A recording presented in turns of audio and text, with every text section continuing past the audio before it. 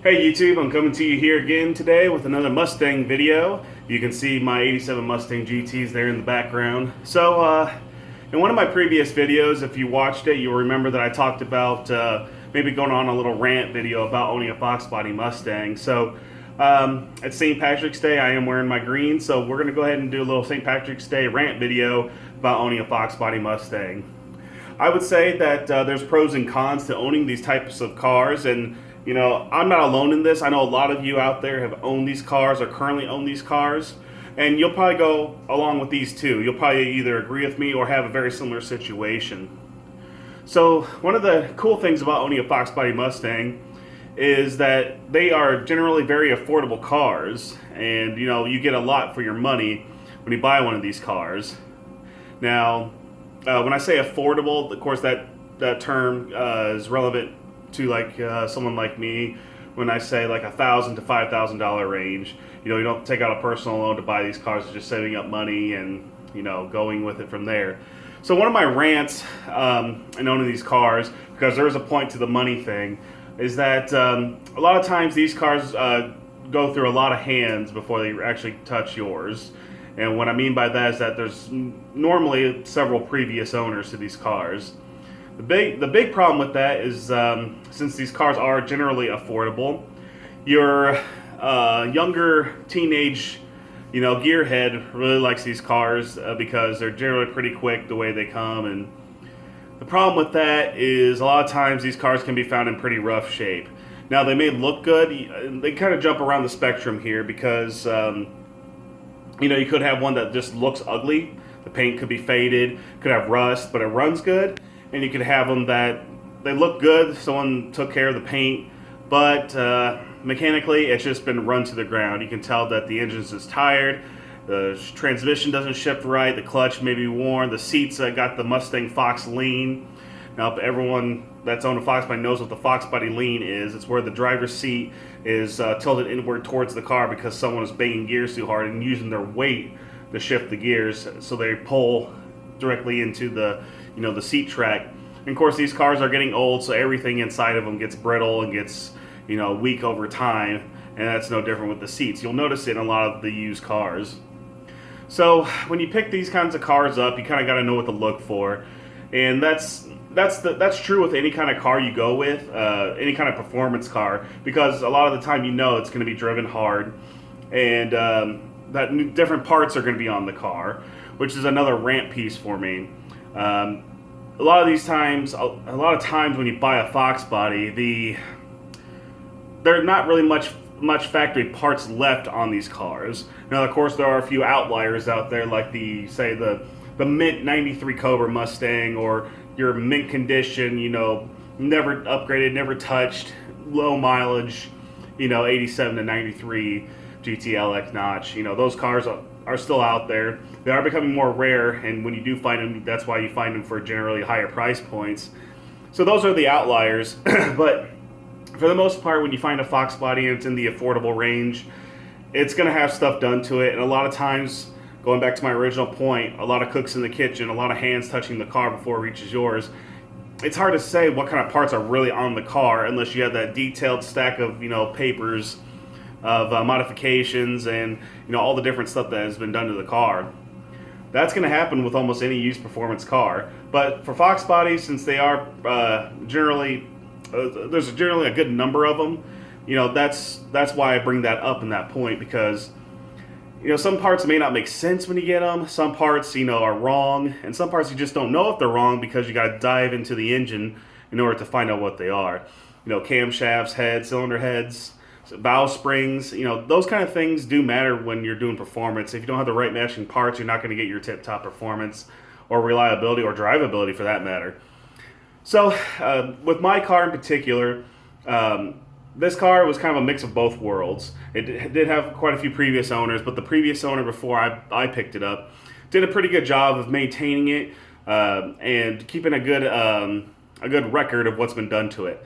Now, the problem that we ran into is that, of course, he didn't exactly know some of the parts either. So when I was trying to figure out what valve springs I needed for my camshaft, the only way I could find out is if I actually tore down the engine to see what kind of cam I had in it. Now this was with the 302 setup. I currently have the 331 set up in here now, so that cam that was in the 302 is not in this one. This has a comp cam in it. The last engine had a Lunati cam. So if you're trying to put the effort into making it run perfectly or run as best as you can, you kind of need to know what those parts are. And also you need to kind of know what parts do cause failures and can cause major malfunctions down the road. You don't want to be stranded on the side of the road because of a faulty part. A lot of times people put ridiculously tough clutches in these cars when it's not necessary. If you have a stock horsepower 302 with just exhaust and maybe gears, you don't need like a King Cobra clutch. You don't need like a spec stage 3 clutch that can tear up, your gears, your synchros. You don't need any of that when you got a stock horsepower car. A stock clutch is going to do just fine. Now the clutch I originally had in this car from the previous owner was a center force dual friction clutch.